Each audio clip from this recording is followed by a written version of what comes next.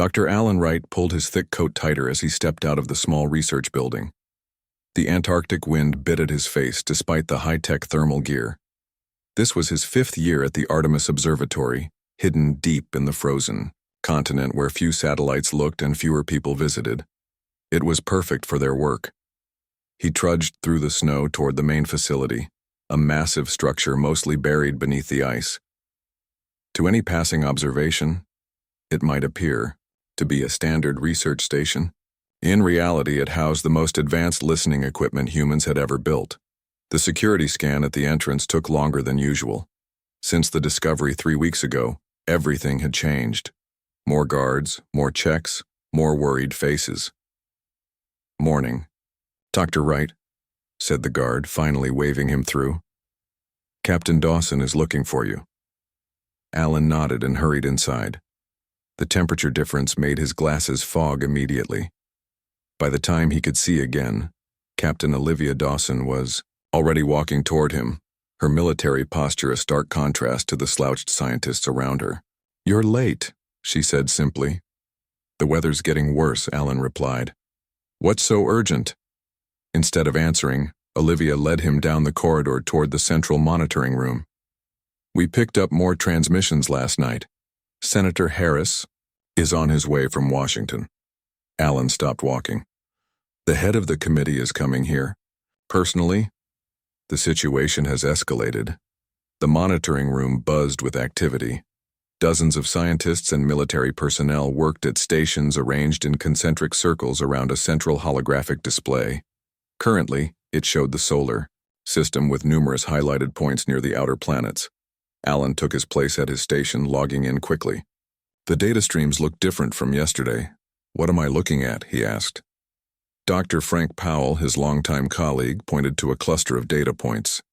"We've identified 3 distinct communication patterns. They're not even trying to hide them anymore. For decades, Earth had been intercepting fragments of communications from beyond the solar system. At first, they were just anomalous signals that couldn't be explained by natural phenomena. Over time, pattern recognition software confirmed what many had suspected: intelligent communication. Earth's leaders had made a decision back in 2029. Remain silent. Observe. Learn. Build. Alan scrolled through the new data. "They're discussing something specific about our region of space." "That's what we think too," Olivia said. "Dr. Cole in linguistics believes they're discussing a resource assessment of some kind." The door slid open, and Senator Gregory Harris entered the room with his security detail. The room fell silent immediately. Harris rarely left Washington, and his presence here meant something big was happening. "Dr. Wright," Harris said with a nod, "please tell me what you found." Alan brought up his latest analysis on the main display. "Sir, we've been tracking what appears to be a conversation between at least 3 different alien factions. They're discussing something they call the primitive world in the Sol system." "They mean Earth," Harris stated. "We believe so, yes. They seem unaware of our technological progress. Their intelligence on us appears to be outdated by at least 50 years. Harris smiled slightly. "The silent protocol has been more effective than we hoped." Alan nodded. The silent protocol had been Earth's strategy since first contact, or rather, since Earth first detected alien communications. Unlike science fiction stories, there had been no landing on the White House lawn, no official ambassadors. Just Earth, quietly listening to the chattering of a galactic civilization that didn't know humans were eavesdropping. "Show him the vessel." "Tracking," Olivia prompted. Alan switched displays to show a blinking red dot slowly moving through the outer solar system. "This appeared 3 days ago. It's small, possibly a scout ship based on the propulsion signature. It's heading toward Mars." Harris's face darkened. "Do they know about our Mars base?" "We don't think so," Alan said. "The Phobos outpost has our best cloaking technology. Unless they look very carefully, it appears to be just another part of the moon." Alan remembered when the silent protocol began. He had been just a graduate student when his professor showed him the first confirmed alien transmission. The governments of Earth had decided collectively that humanity wasn't ready for open contact. Not when the transmissions revealed a complex, ancient galactic political system with technologies far beyond Earth's capabilities. So they watched. They listened. They learned. And in secret, they built. "Senator," Alan said hesitantly, "may I ask why you're here in person? We send reports daily." Harris looked around the room before answering. "Because we may need to consider breaking the silence." The room grew tense. After 16 years of the silent protocol, this was momentous. "Show me everything we know about their technology level," Harris ordered. Alan brought up comparison charts that the team had been building for years. "Based on their communications, we estimate they're approximately 200 years ahead of our public technology level." "And compared to our actual level?" Harris asked quieter. "Maybe 50 years ahead, sir. The reverse engineering programs have been very successful, especially the gravity manipulation research." Captain Dawson stepped forward. "The Phoenix program. Ships are ready, Senator. The first fleet could be operational within weeks if needed." Harris nodded slowly. "Let's hope it doesn't come to that," a young technician suddenly called out from her station. "Sir, the alien vessel has changed course. It's accelerating toward Mars." Everyone turned to the main display. The red dot was, indeed, moving faster. Its trajectory clearly aimed at the red planet. "Could they have detected our base?" Harris asked sharply. "It's possible," Alan admitted. "Or they might just be interested in Mars itself." Harris turned to Olivia. "Captain, contact Pentagon. Tell them to put Phobos Outpost on high alert, but maintain the cloak. No offensive actions without direct orders." "Yes, sir," she replied, moving quickly to a secure communication terminal. Alan looked back at the display showing the alien ship's approach. After years of passive observation, events were suddenly moving very fast. "Dr. Wright," Harris said, "I need your team to analyze every piece of data we have on their weapons capabilities. If the silent protocol ends, I need to know exactly what we're facing." "And if they discover our Mars base?" Alan asked. Harris's expression was grim. "Then humanity will need to reveal itself sooner than planned, and from a position of strength, not weakness." As if emphasizing his point, the holographic display shifted to show Earth's secret fleet, hidden in underwater bases and concealed lunar facilities. Dozens of ships built with technology reverse-engineered from intercepted alien data. "We've been quiet for a reason, Dr. Wright," Harris said softly, "to prepare, and if necessary, to surprise them." The alien vessel continued its course toward Mars, unaware that its actions might soon change the course of galactic history. Humanity had been patient observers for years, but that time might be coming to an end. The silent watchers might soon need to speak, and when they did, the galaxy would listen. Lieutenant Daniel Hayes stared at the red surface of Mars through the observation window of Phobos Outpost. The alien ship had landed 30 minutes ago in Acidalia Planitia. From this distance, it looked like a silver teardrop against the rust-colored landscape. "Any movement?" asked Colonel Wesley Jordan, coming to stand beside him. "Nothing yet, sir," Daniel replied. "They've been sitting there since landing." The Phobos outpost, disguised as part of Mars's small moon, housed 200 personnel, both military and scientific. Until today, their mission had been simple: observe Mars and maintain the illusion that humans had not yet reached the red planet. That mission had just become much more complicated. "Lieutenant, I need you in the command center," Colonel Jordan said, turning away from the window. "We're getting new orders from Earth." Daniel followed the colonel through the station's corridors. The usual calm efficiency of the base had been replaced by tense energy. Everyone knew what the alien ship meant. 16 years of hiding might be coming to an end. In the command center, screens showed various angles of the alien vessel. Another display showed a secure video connection to Earth. Senator Harris's face filled the screen. "Colonel Jordan, what's the status?" Harris asked without preamble. "No change, Senator. The vessel remains on the surface, no signs of activity." Dr. Samantha Cole, the base's xenolinguist, stepped forward. "Senator, we're picking up communications from the ship. They're transmitting toward the outer solar system. Can you decode it?" "Partially," Samantha replied. "Based on our language database, they're reporting on Mars. They describe it as uninhabited but resource-rich. They've detected no signs of our presence so far. Good, Harris said. We need to keep it that way while we decide our next move. Earth leadership is divided on how to proceed. Daniel glanced at a secondary screen showing the alien vessel. Something was happening. Sir, he interrupted. The ship is deploying something. Everyone's attention shifted. The alien craft had extended what looked like sampling equipment. It was beginning to dig into the Martian soil. They're taking samples, Colonel Jordan observed. Probably a resource survey mission, just as we suspected. Senator, Dr. Cole said urgently, I've decoded more of their transmission. They're not just surveying Mars. They're mentioning Earth specifically. They've designated our planet as a candidate for extraction operations. The room fell silent. Are you certain? Harris asked, his voice tight. Yes, sir. Their language refers to Earth as the blue world and discusses its abundant liquid resources. They're planning something beyond simple observation. Harris's face hardened. This changes our timeline. Colonel, you're receiving new orders now. Maintain your cloak, but prepare for possible contact scenarios. Earth is mobilizing the Phoenix fleet. After the call ended, Colonel Jordan addressed his team. We've trained for this possibility. We stick to protocols unless ordered otherwise. As everyone returned to their stations, Daniel was approached by a civilian he didn't recognize. The man wore the patch of the engineering corps. Lieutenant Hayes? I'm Victor Martinez, he said, extending his hand. I've been instructed to brief you on Project Javelin. I don't know what that is, Daniel admitted. It's why I'm here, Victor replied. Follow me.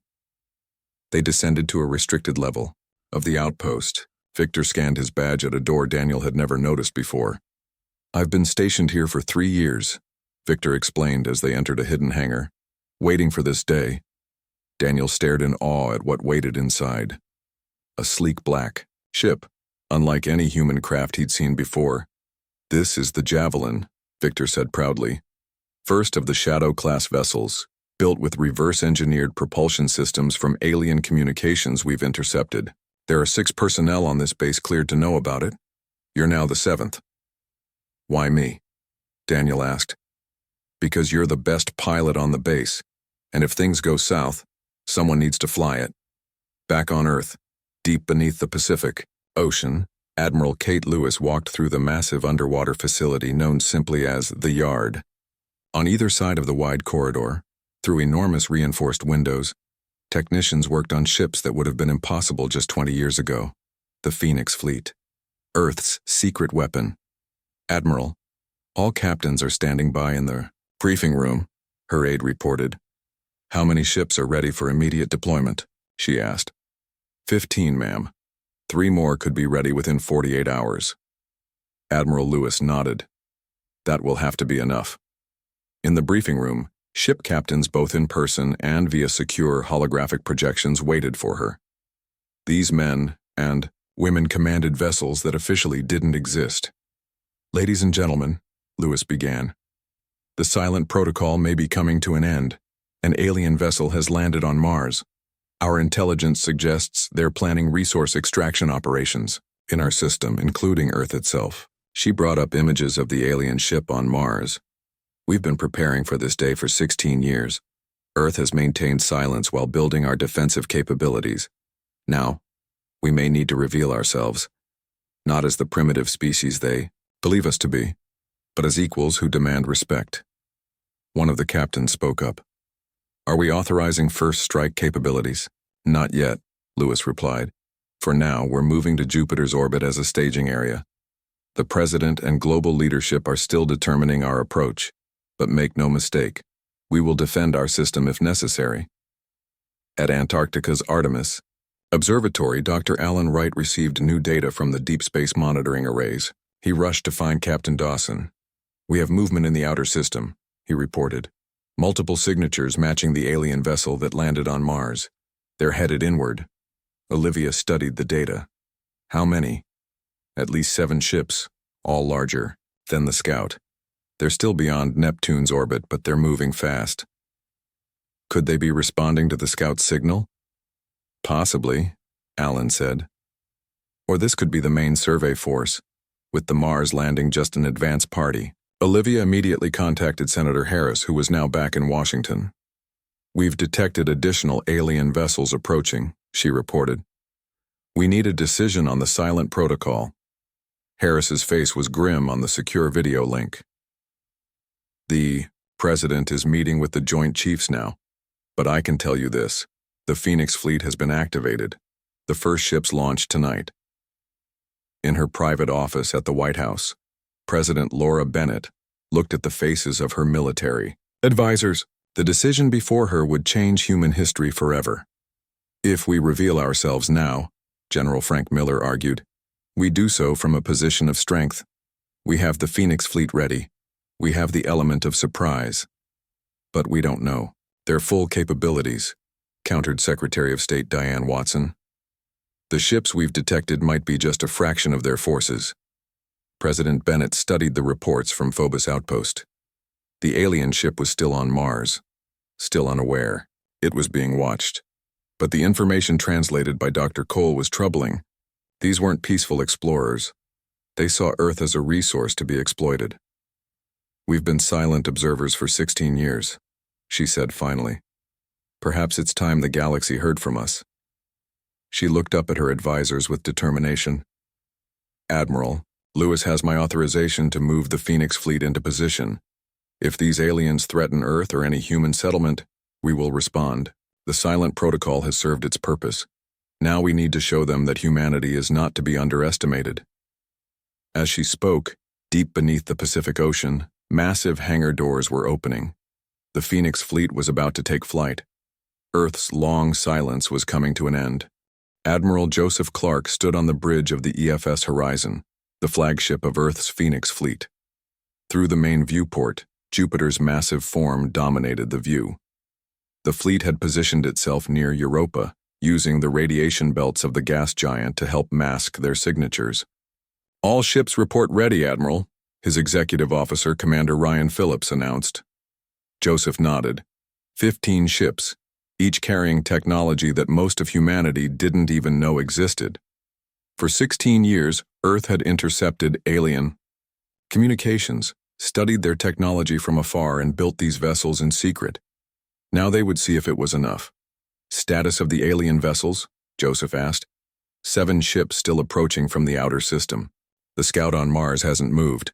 They still don't know we're watching. The Admiral studied the tactical display. His orders were clear. If the aliens showed hostile intent toward Mars base or any human installation, he was authorized to engage. Operation Revelation was about to begin. "Send the coded burst to Lieutenant Commander Taylor's team," Joseph ordered. "They are cleared to proceed." On Mars, the situation had changed. The alien scout ship had deployed what looked like mining equipment and had begun extracting samples from larger areas. Dr. Samantha Cole continued monitoring their communications. "They're definitely planning something bigger," she told Colonel Jordan. "They're discussing the Blue World again, referring to it as ideal for extraction operations." Colonel Jordan's face darkened. "They're talking about draining our oceans." "That's my interpretation as well," Samantha agreed. "They don't view Earth as inhabited by an intelligent species. To them, we're simply not advanced enough to matter." The colonel turned to Lieutenant Hayes. "Daniel, we've received new orders. It's time to see what that Javelin ship can do."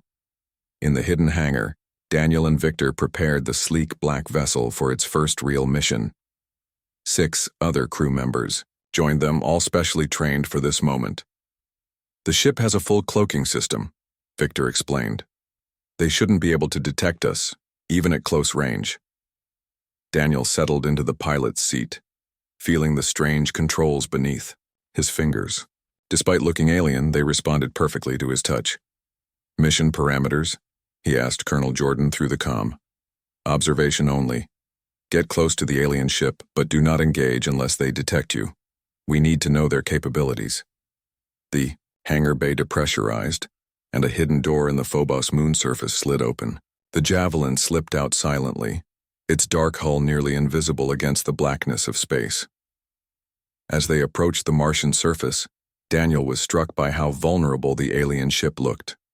It sat exposed on the red plains, its crew clearly, believing they were alone.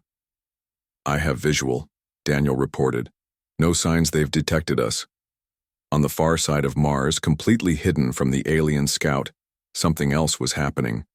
A small Earth shuttle landed silently, deploying a 6-person team in dark spacesuits. Lieutenant Commander Eric Taylor led his Special Operations Squad toward a ridge overlooking the alien vessel. "Team in position," Eric whispered into his secure comm. "We have eyes on the target." His orders were simple but dangerous. If the aliens showed any sign of hostile intent, his team would disable their ship before they could send warnings home. Dr. Kimberly Young, the weapons specialist attached to the team, set up her equipment. "I've analyzed their hull.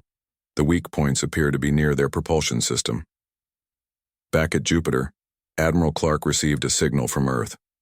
President Bennett appeared on his secure screen. "Admiral, the second wave of alien ships has increased. Speed. They'll reach Mars in less than 12 hours. It's time for Phase 2. Joseph nodded. "Yes, Madam President." After the call ended, he addressed his bridge crew. "All ships prepare for transit. We're moving to Mars." The Phoenix fleet activated their advanced drive systems, technology reverse-engineered from years of studying alien communications. The ships accelerated at speeds that would have crushed human bodies without their artificial gravity systems. On Earth, in the White House Situation Room, President Bennett watched as military and civilian leaders debated the next steps. "We should attempt communication first," argued Secretary Watson. "Show them we're an advanced civilization worthy of respect." General Miller shook his head. "Their messages already show they don't consider us worthy of respect. They see Earth as a resource to be exploited. We need to speak in terms they'll understand." President Bennett studied the latest reports from Dr. Wright at Artemis Observatory. The aliens refer to themselves as the Galactic Consortium and appear to have a hierarchy of civilizations based on technological advancement. Earth isn't even on their charts. She made her decision. "We'll reveal ourselves, but from a position of strength. Admiral Clark has my authorization to proceed with Phase 2 of Operation Revelation." On Mars, the alien scout ship suddenly became active. Its mining equipment retracted and energy readings spiked. "They're powering up," reported Victor from his station aboard the Javelin. "I think they're preparing to leave." Colonel Jordan's voice came through the comm. "They finished their survey. Intercept their transmissions." Dr. Cole worked frantically at her console in Phobos Outpost. "They're sending a data package toward the outer system. It contains detailed scans of Earth's oceans and atmosphere. They're scheduling an extraction operation to begin, within their equivalent of 3 months. Daniel felt cold anger rise within him. These aliens had casually decided to strip Earth of its resources, with no regard for the billions of humans living there. "Colonel," he said, "requesting permission to reveal ourselves. We can't let them return with that data." Before the colonel could respond, new contacts appeared on their screens. The Phoenix fleet had arrived, dropping out of faster than light, traveled directly between Mars and the alien scout ship. Admiral Clark's voice came through on all channels. "This is Admiral Joseph Clark of the Earth Fleet Ship Horizon. All Earth forces, reveal yourselves. Operation Revelation is now active. On Phobos, the cloaking technology deactivated, revealing the human base on the Martian moon. The Javelin decloaked as well, hovering above the alien scout ship. Eric Taylor's team stood up from their hidden positions, weapons trained on the alien vessel. All across the solar system, hidden human installations revealed themselves. The alien scout ship froze in place, its systems scanning frantically as human ships and bases appeared seemingly from nowhere. "Open a channel to the alien vessel," Admiral Clark ordered. When the connection was established, he spoke clearly and firmly. "Attention, alien vessel. This is humanity, the civilization you have been planning to exploit. For years, we have listened to your communications. We know your intentions toward our world. We chose silence not out of ignorance, but strategy. That silence ends today." The alien ship attempted to power its weapons systems, but before they could activate, precision strikes from Eric Taylor's team disabled their offensive capabilities. "You are surrounded and outgunned," Admiral Clark continued. "Your ship is now under our control. We will allow you to send one message to your approaching fleet. Earth is not unclaimed territory. Earth is not a resource for harvesting. Earth is humanity's home, and we will defend it. The scout ship's crew had no choice but to comply. As they transmitted a warning to their fleet, Admiral Clark signaled his own fleet to prepare for battle. The silent protocol was officially over. Humanity had revealed itself to the galaxy, not as a primitive species to be exploited, but as a force to be reckoned with. And the approaching alien fleet would be the first to learn this lesson. News of the alien presence spread across Earth like wildfire. For the first time in 16 years, the silent protocol was broken, not just to the aliens, but to Earth's own people. Billions watched their screens in shock as President Bennett addressed the world. "Citizens of Earth," she began, her face solemn yet determined. "Today I must share with you a truth that has been kept secret for nearly 2 decades. We are not alone in this universe. Earth has been aware of alien civilization since 2029, when we first intercepted their communications. Images appeared beside her showing the alien scout ship on Mars and the Phoenix fleet now in orbit around the red planet. We chose silence as our strategy, not out of fear but out of prudence. While we listened and learned, we prepared. The ships you see were built in secret, using knowledge gained from studying alien technologies. Now they stand ready to defend our world. Around the globe, reactions ranged from panic to anger to awe. In major cities, people gathered in streets and parks, looking up at the sky with new eyes. Some protested the government's secrecy, while others rushed to join military recruitment centers. Ambassador Richard Okonkwo watched the president's address from his office at the United Nations. As Earth's newly appointed diplomatic representative to alien civilizations, he faced the most challenging job in human history. How do you negotiate with species that had planned to drain your oceans without even saying hello? His phone rang. The caller ID showed it was the president. "Madam President," he answered. "Richard, how quickly can you be ready to depart? The alien fleet has stopped just beyond Mars orbit. They're requesting communication." "I can be ready in 3 hours," he replied without hesitation. "Good. You'll be taking the diplomatic vessel Olive Branch. Admiral Clark will provide escort." In orbit around Mars, the Phoenix fleet maintained its defensive position. The captured alien scout ship was now being studied by Dr. Young and her team. Inside, they found technology both familiar and strange. "Their FTL drive is similar to our prototypes," Dr. Young reported to Admiral Clark via video link. "It confirms we were on the right track with our reverse engineering." "What about their weapon systems?" the Admiral asked. "Advanced, but not insurmountably so. They rely heavily on energy weapons that we've developed countermeasures for." The most significant finding is their communication technology. "It's far more efficient than ours for long-distance transmissions." Admiral Clark nodded. "And the aliens themselves?" Dr. Young moved her camera to show the detained alien crew. They were humanoid, but with blue-gray skin and large, lidless eyes. They stood slightly shorter than the average human. They call themselves the Vorn.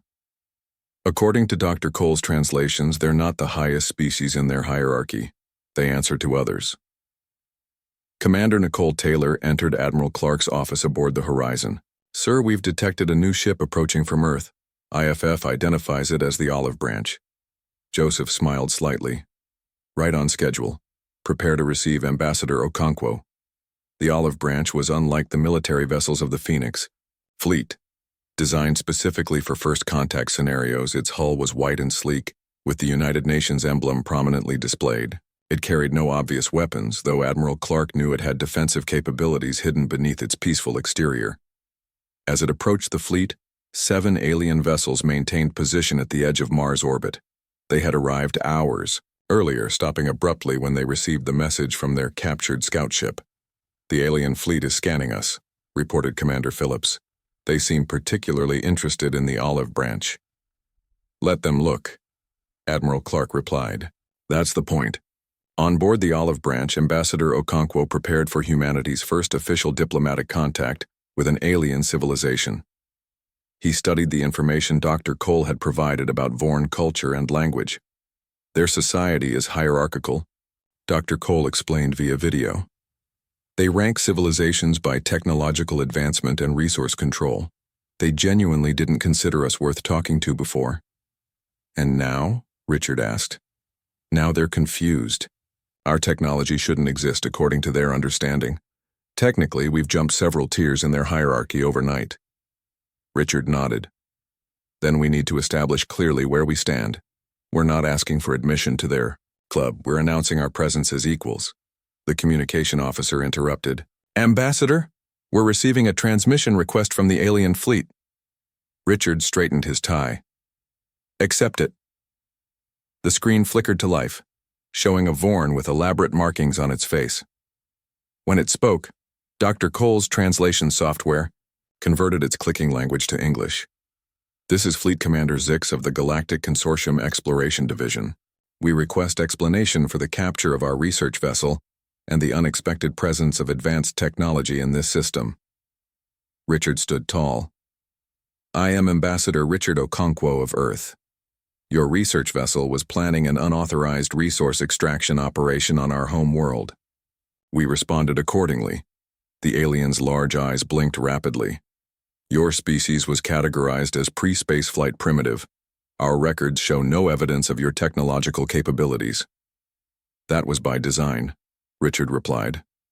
Earth has monitored your communications for 16 years. We chose to remain silent while we prepared to defend ourselves if necessary. Back on Earth, the public reaction continued to evolve as more information was released. Dr. Alan Wright found himself suddenly famous as one of the first humans to detect alien communications. News agencies fought for interviews. Dr. Wright, why did Earth choose to hide rather than make contact? Asked one reporter. Alan considered his answer carefully. Imagine finding out that there are beings who could arrive at your home at any moment, who possess technology you don't understand. Would you immediately call out to them? Or would you first learn everything you could about them while strengthening your locks?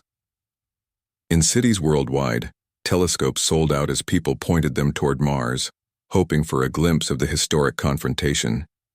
Military enlistment soared. Religious leaders called for calm and reflection. Scientists openly discussed technologies that had been classified for years. President Bennett met with world leaders in an emergency session. On screens around the room, the standoff at Mars played out in real time.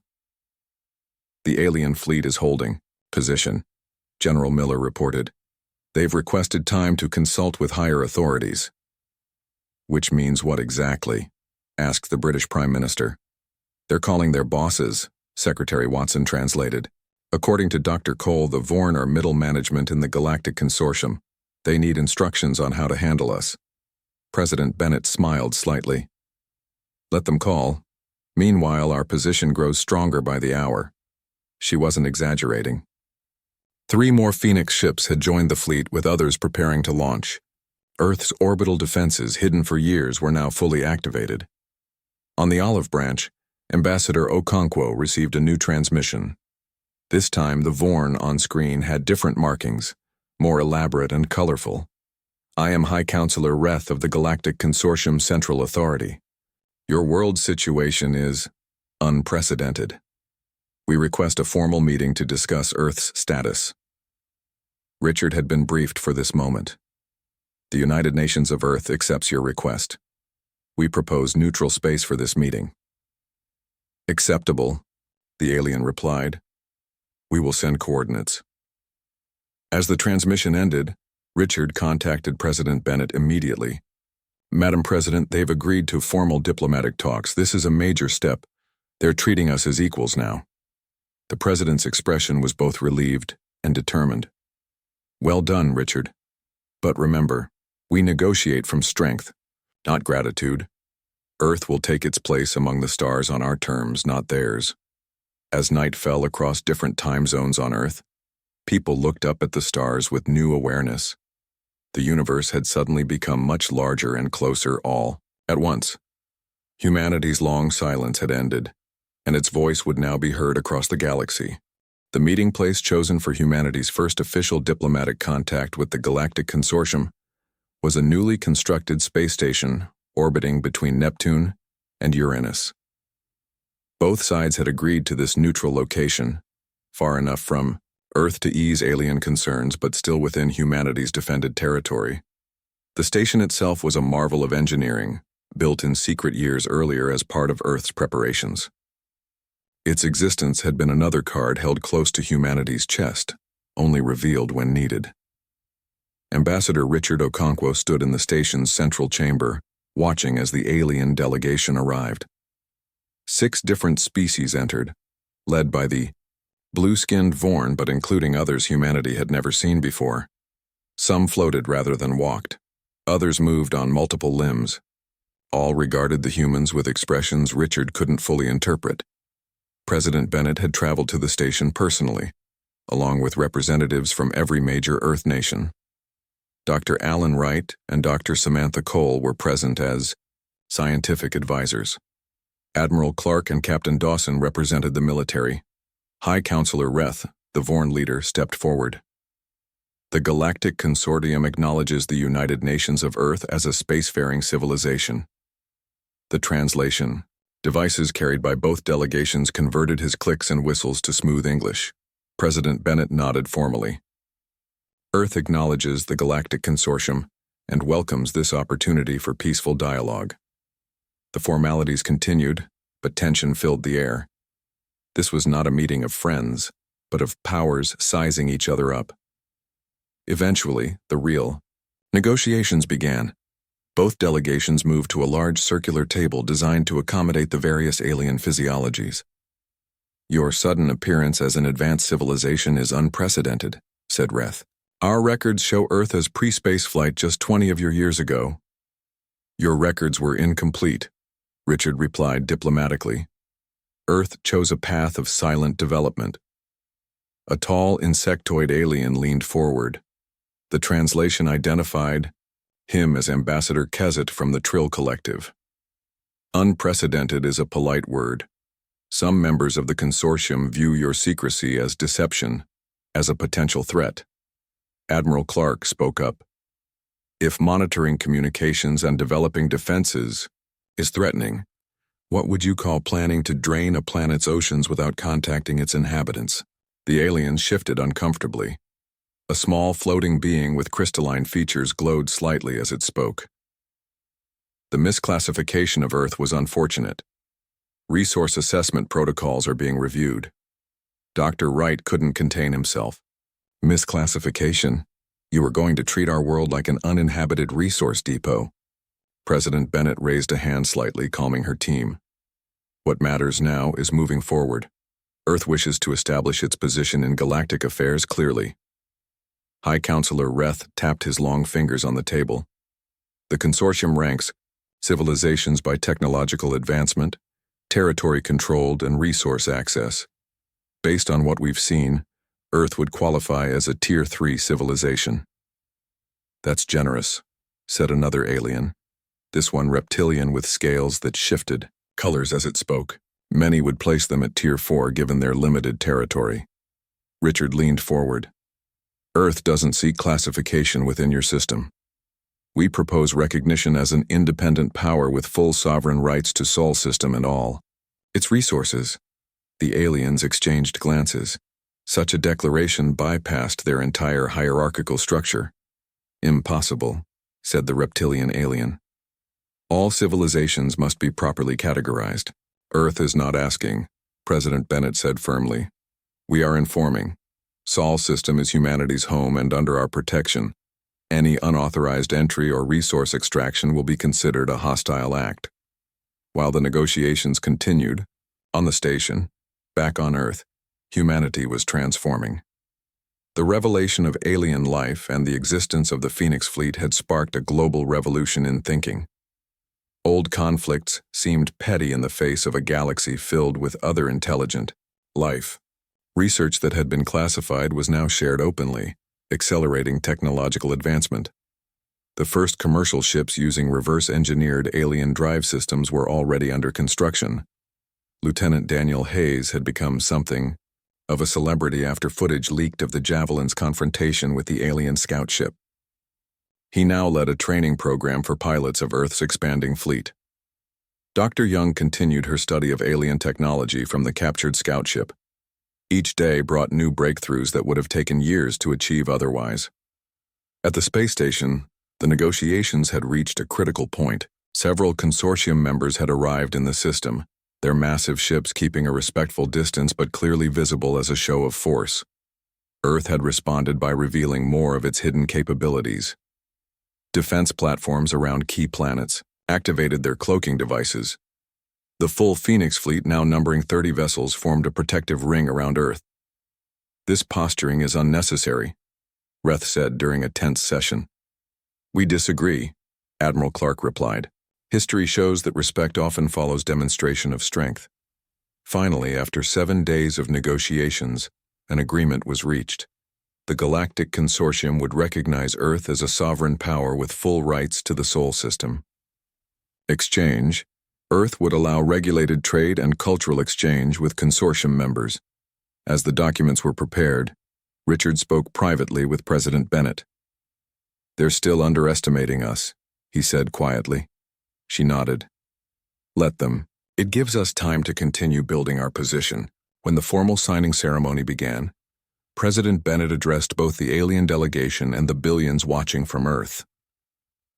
"Today marks humanity's official entrance onto the galactic stage. We come not as supplicants or junior partners, but as equals." Earth was quiet for 16 years, not out of fear but out of strategy. That time has served us well. She turned to face the aliens directly. Earth's message to the galactic powers is simple. We were quiet, but no longer. We will be heard, we will be respected, and we will defend what is ours.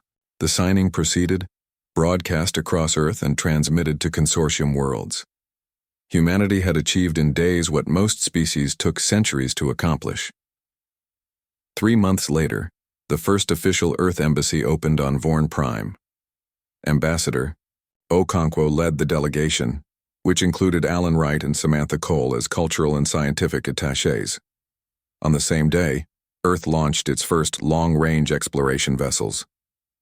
The EFS Discovery and EFS Enterprise departed the solar system, heading for distant stars with crews eager to represent humanity among the stars. In her office at the White House, President Bennett watched the launches on her screen. Admiral Clark stood beside her. "They still don't understand how we advanced so quickly," he said. "They don't understand humanity," the president replied. "Our greatest strength isn't our technology. It's our adaptability, our determination. When pushed, we don't break, we push back harder." She looked out her window at the night sky, where new stars were now known to host civilizations that had existed for thousands of years. The silent protocol served its purpose. Now it's time for the galaxy to hear Earth's voice. And they will find we have much to say. Across the solar system, human outposts that had hidden for years now operated openly. Ships moved freely between planets. The captured alien vessel had been fully studied and its technology incorporated into new designs. On Mars, the former site of the alien scout ship's landing was now marked with a simple monument. Its inscription read, "Here on April 26, 2045, humanity revealed itself to the galaxy. We were quiet, but no longer." And throughout the stars, as news of Earth's emergence spread, other civilizations that had chosen silence watched with interest. Perhaps humanity had shown them a new path, one where silence was not surrender but strategy. Earth's long quiet was over. Its voice would now echo across the stars.